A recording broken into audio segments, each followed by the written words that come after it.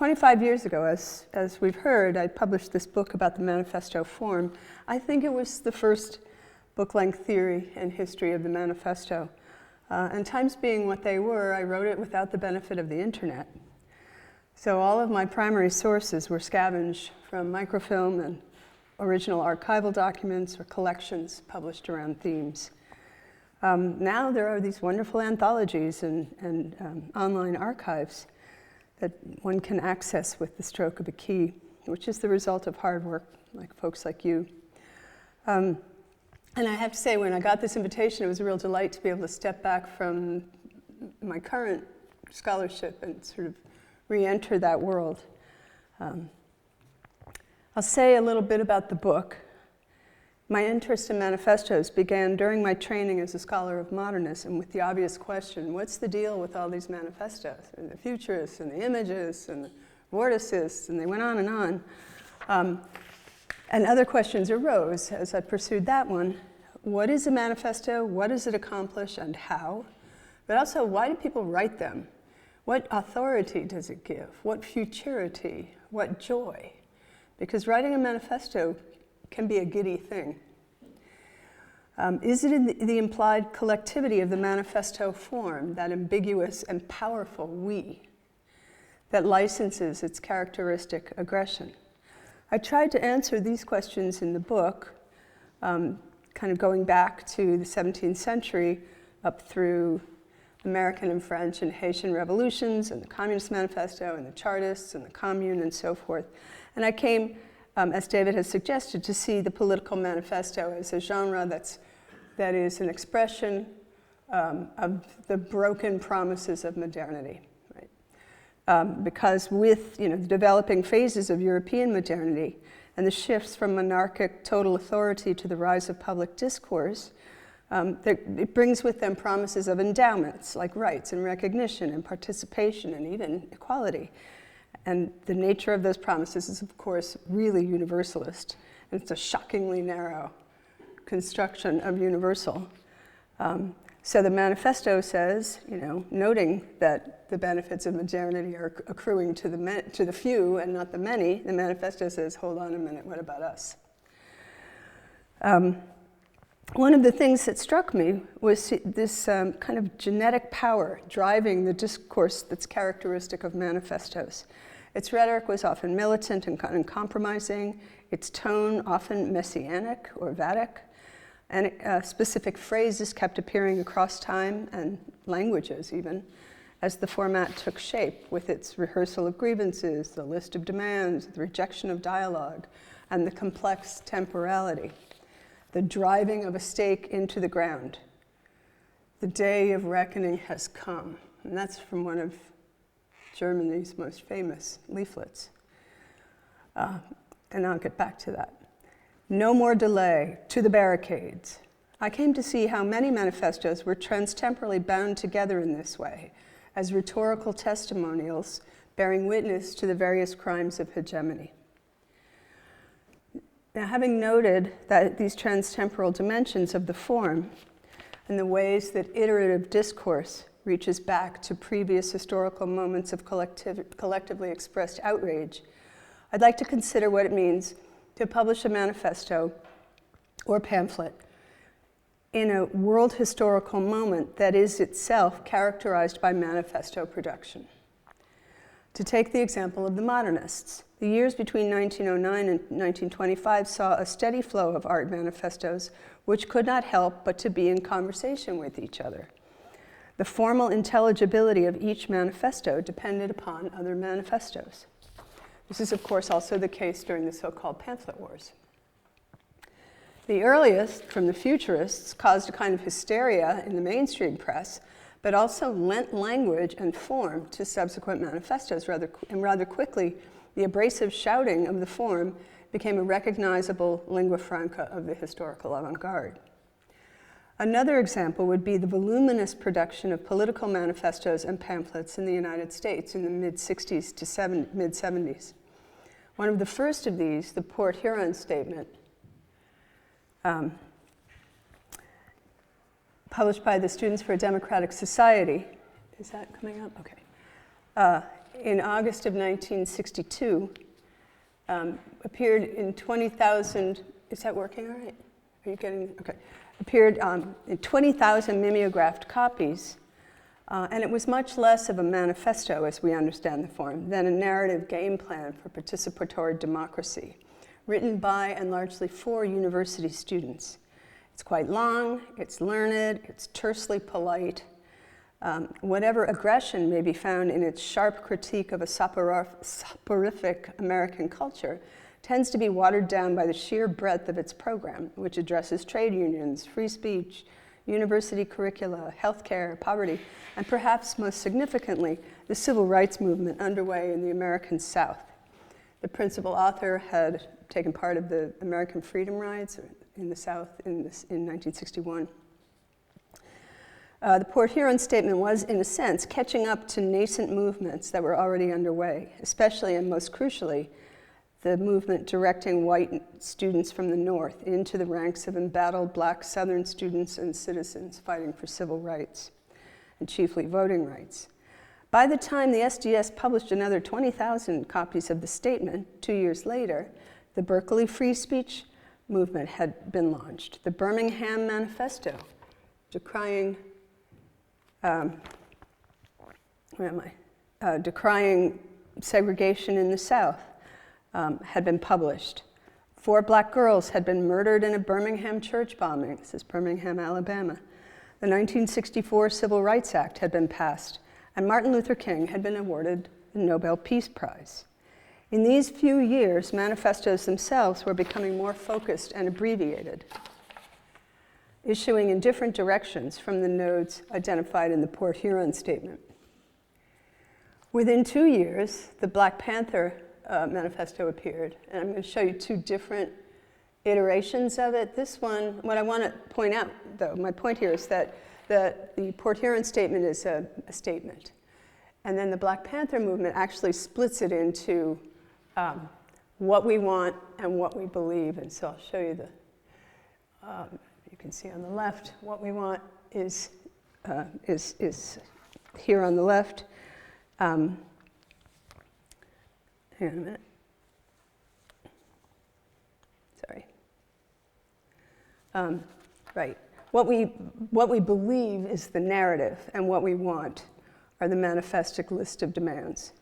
And those of you who know the manifesto will know that it concludes with a passage from the American Declaration of Independence, just as numerous other intertexts by the likes of Martin Luther King, Ho Chi Minh, Fred Shuttleworth, and so forth. The Panther Manifesto was influenced by Fanon's Wretched of the Earth, whose conclusion, I will argue, is a kind of manifesto.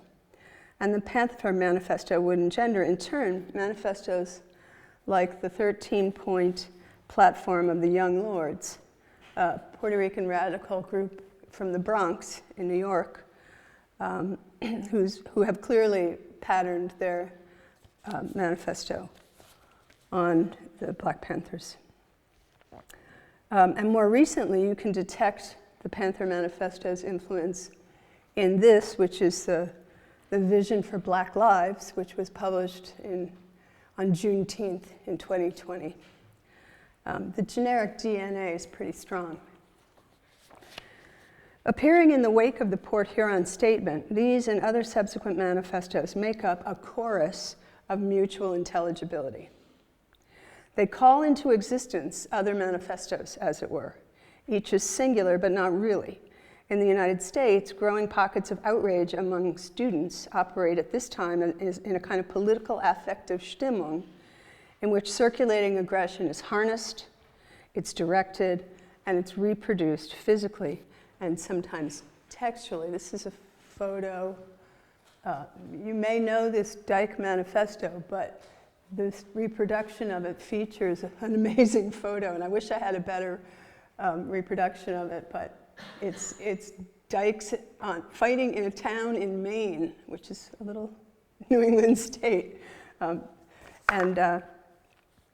This textuality, this photograph, it's notable that a lot of these manifestos are accompanied by photos that enact textual aggression. The form's characteristic impatience about a situation can no longer be tolerated, and it lends itself to to this illustration, which registers not as facticity, but rather as a visual amplification of affect. In the absence of state censorship, an implicit permission has been granted for the ratcheting up of tone, language, and typography of aggression. Written for subgroups, but always with an eye towards the they of the wider culture, most of these manifestos operate freely and without persecutory consequences.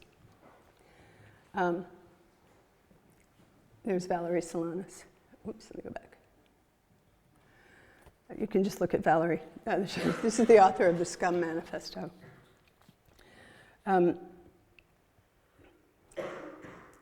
The rhetorical violence in the Scum Manifesto within a few years had been, if not normalized, at least embraced and resituated as a legitimate revolutionary clarion in culturally revolutionary times. The manifesto was often read out at the beginning of meetings by randos.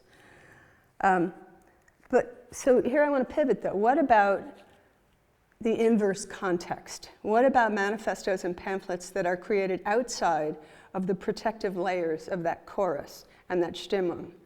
Those issued in times and places when manifestos had not been and could not be freely and repeatedly reproduced. The lone voices, as it were, calling out stridently during intolerable times. The starkest example I can adduce, an example with the highest of stakes, can be found in the figure of your own White Rose resistance. I'm certain that you all know a great deal more than I do about the group and its leaflets, which I only really started looking at a few weeks ago.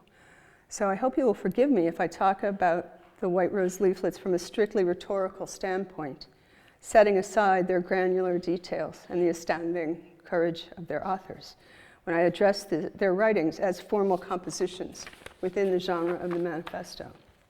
Because I think that there's a really interesting trajectory involved in these leaflets. And I hope, again, that you'll forgive me if you already know all this. I'm new to them. I'd like to just spend a little bit of time on each of them. The 6 leaflets were composed between June 1942 and February 1943, the so-called darkest hours of World War II, by a handful of university students who had come to a sudden and very nearly metaphysical awakening. And I think awakening is a really important word in the thread I'm following. Awakening about the crimes of the Nazi regime. The students operated underground in a world of total state censorship, a nuclear winter of free speech, in which political dissent, aggressive or not, was unthinkable. The first 4 leaflets, I would argue, are kindred documents, sharing significant features, but also feeling their way towards a more recognizably effective manifestic form. The first leaflet is clearly a firstborn, blinking in the light and looking for an audience, a community, a family. It enters the world of corruption and decay, which is the them, they're always corrupt, and a world of silence. Surely, it cries, somewhere there are, quote, honest Germans who are ashamed of their government, end quote, but no one will speak up. And this becomes the rhetorical fulcrum of the first document. If everyone, this is a quote, if everyone waits until the other begins, all will die in the jaws of the insatiable demon. That's another trope, by the way, that apocalyptic language. Which is to say, someone has to go first. We are doing it. This is the record of the going first, and thus this is the beginning of the future many. The urgency to begin now is, of course, a generic marker of the manifesto, but beyond that, there is no proposal for action in this first leaflet beyond a vague passive resistance. And then the document hands in its entire second half over to Schiller and Goethe. The implication being that merely reading those passages will somehow inspire a community into existence. In the second leaflet, the final third is handed over, this time to Lao Tse about war. But the first 2/3 of the second leaflet pick up and develop themes from the first. Number 2 opens again with the language of rot and cancer, and it actually names Hitler and throws shade at Mein Kampf. It registers an acute anxiety about the future of Germany's moral standing in the world, and then it returns more robustly to the dilemma of audience, of somehow reaching and creating an audience that is also a we, within a Stimmung that's drugged by complicity. Now we are facing the end. Now it is a matter of finding each other again until, I'm just bolding what I'm getting at here.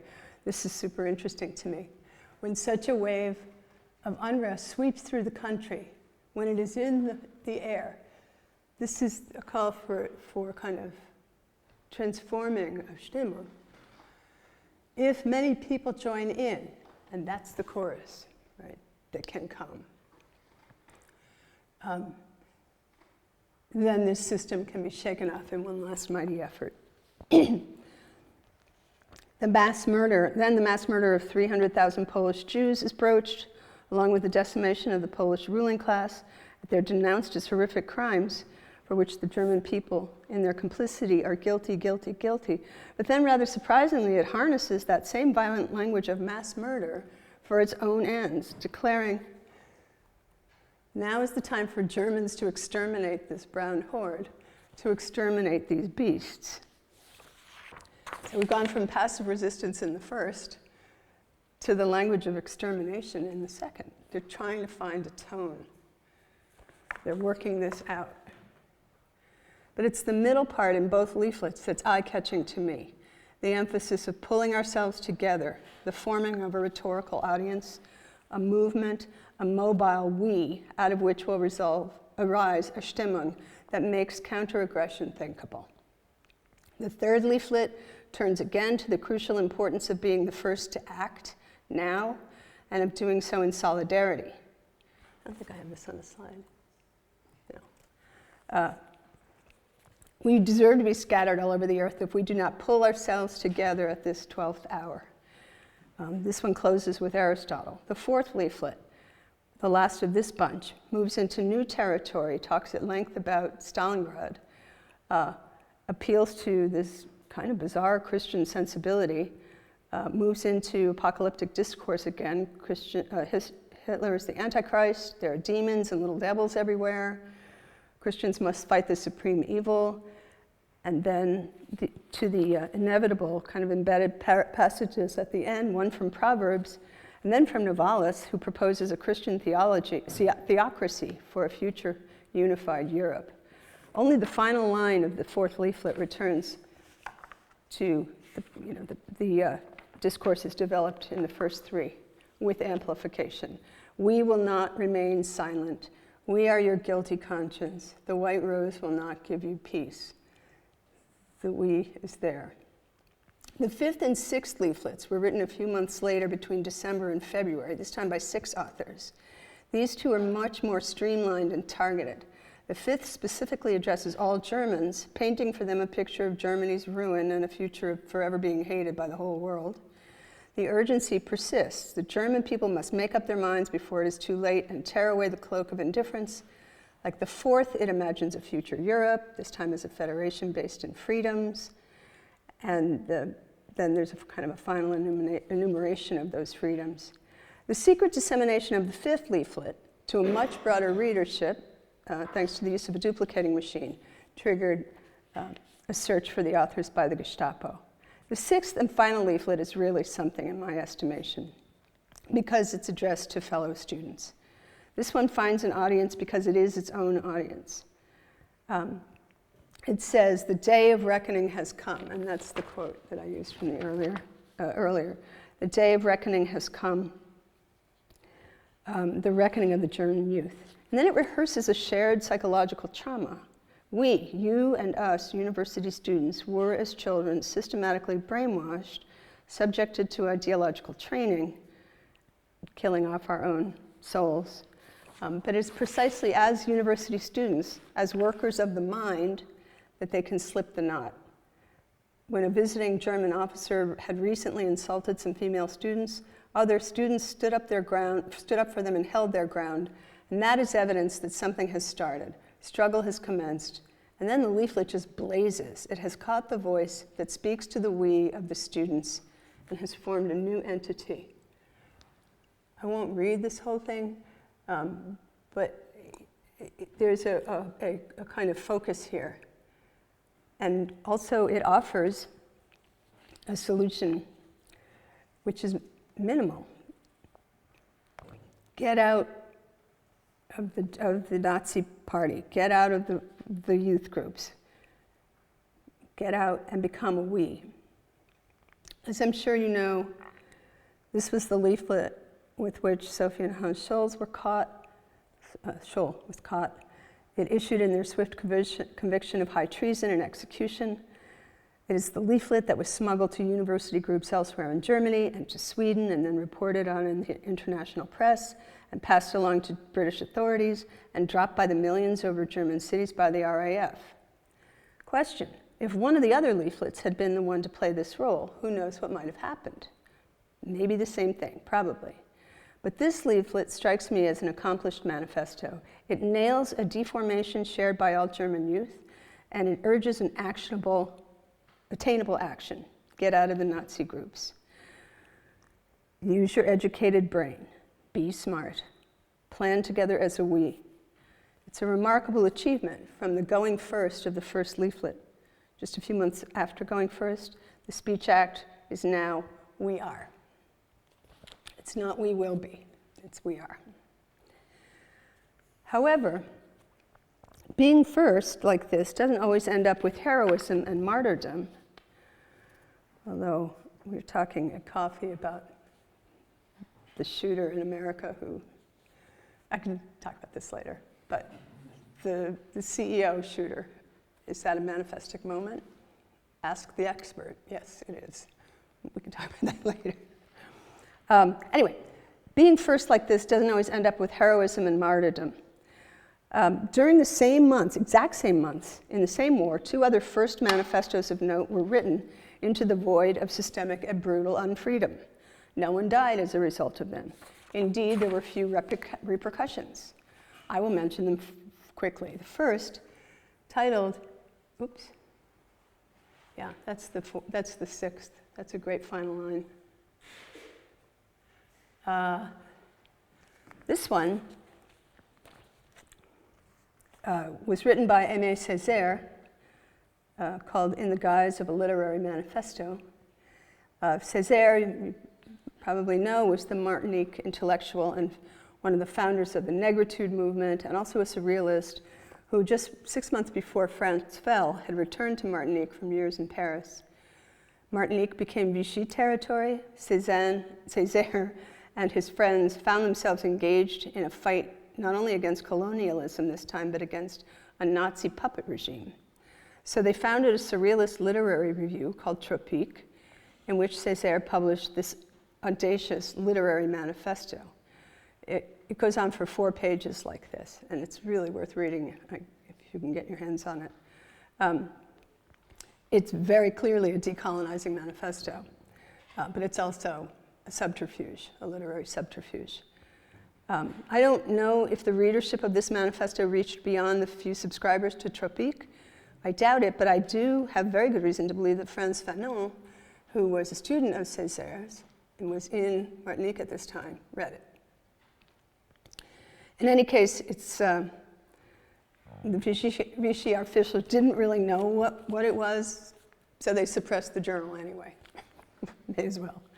Meanwhile, in another corner of empire, in the exact week of Sophie and Hans Scholl's execution, the Algerian patriot and autonomist Ferhat Abbas's Manifesto of the Algerian People was signed by 28 compatriots. Algeria had been under Vichy rule until the American occupation 3 months earlier, and the arrival of the Allies provided a window for anti-colonial dissent. Abbas's Manifesto of the Algerian People is elegant, learned, narratively compelling. It lays out all the contradictions of French colonization. His wishful speech act is, from now on, an Algerian Muslim will ask for nothing more than to be an Algerian Muslim. The concluding list invokes Roosevelt's promise of free nations after World War II. But when it was presented to the French Governor General, nothing happened beyond a request for clarification.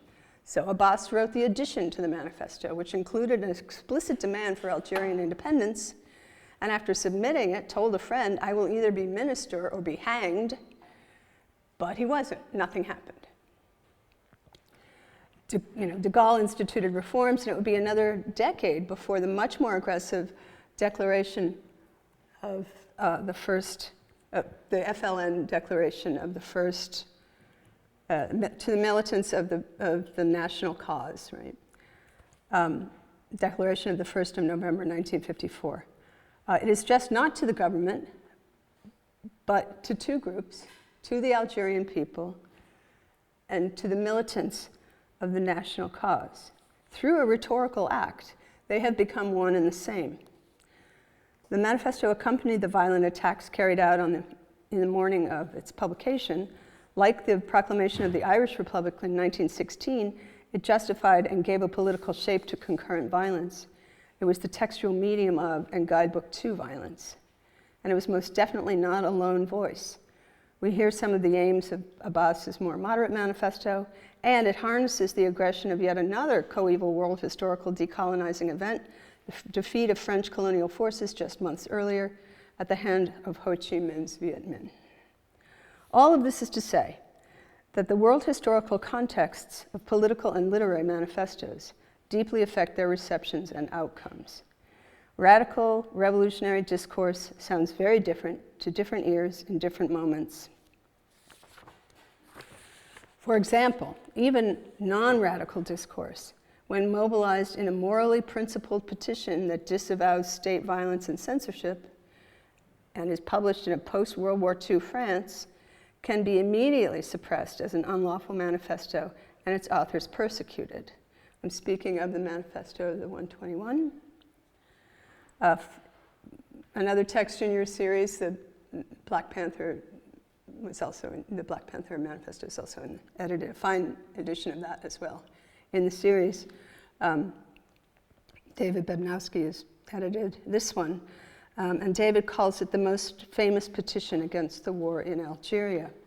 Collectively written and signed by marquee names like Blanchot, Breton, Sartre, de Beauvoir, it is a measured account of the contradictions of the French military campaign in Algeria, which the French call a police action, and the moral dilemma that those criminal and absurd campaigns present to French citizens, especially those whose jobs it is to clarify moral values and speak out about them, that is to say, intellectuals on the left.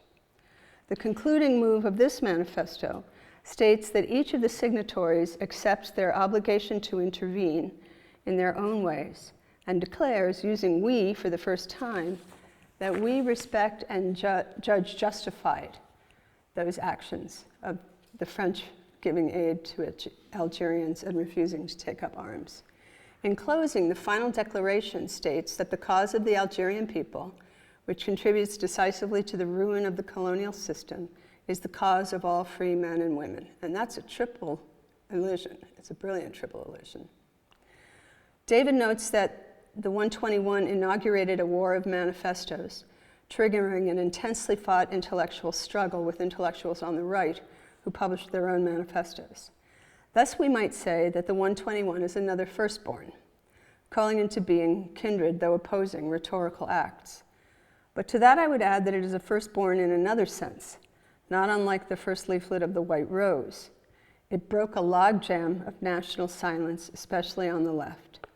2 months after the manifesto's publication and the subsequent government crackdowns on its signatories, the signer who was jailed, Robert Barat, an editor of a left-wing journal, reflected on the manifesto's effects. Up until and even during the trial of conscientious objectors and aid givers, he explains, the national newspapers preserved an absolute silence about the Janson trials. The manifesto and subsequent persecution of its signatories, many of whom had been honored for their work in the French resistance, garnered international attention so that silence in the press was no longer possible. More importantly, for Barat, the manifesto reawakened the paralyzed parties and political organizations on the left who should have been protesting but weren't, due, Barat says, to their fear of the army. And it woke up the university students, and I'm thinking of the 6th leaflet now, who, quote, have thrown themselves into the front line, launching a campaign of agitation that the trade unions and party machines of the left have been forced to follow. The Manifestoes imagined conditions of possibility for this awakening of the left bear the philosophical fingerprints of Maurice Blanchot, one of the principal authors. The acts of insubordination currently on trial in the Janson case arose outside, the manifesto says, outside of the jurisdictions of official parties and unions without their assistance or approval. It is there, and perhaps only there, on the margins, that une prise de conscience spontanée, a sudden epiphanic awakening to evil, which I think is what happened with the White Rose Group too. Sudden act of the conscience, spontaneous act of the conscience, prise de conscience. It's only on the outside of it that it can take place. And only there, and then, une résistance est née, encore une fois. Resistance is born once again. It cannot be determined in advance what forms that resistance will take. And 10 months later, Frantz Fanon completed The Wretched of the Earth. It was published by Janson, the guy who was on trial, with a preface by Sartre, another of the 121 signers. It was 121 was written by French people in defense of French people who defended and refused to fight against Algerian fighters, which to say it's twice removed from the now of The Wretched of the Earth. I'll close today with a remark about its stunning manifesto conclusion, which is premised on an openness to a future that cannot and must not be predicted, that will unfold in a future anterior sense in English. That tense is like, it will have been possible for this to occur, right? That future anterior sense kind of dominates his writing in this. Fanon offers just one plangent directive to his intended readership, which is all decolonizing people. And that plangent directive structures the conclusion. Leave Europe and the idea of Europe behind. I'm quoting, I didn't make a slide, I should have. I'm quoting from this conclusion. Come then, comrades, the European game has finally ended. We must find something different. We today can do everything so long as we do not imitate Europe.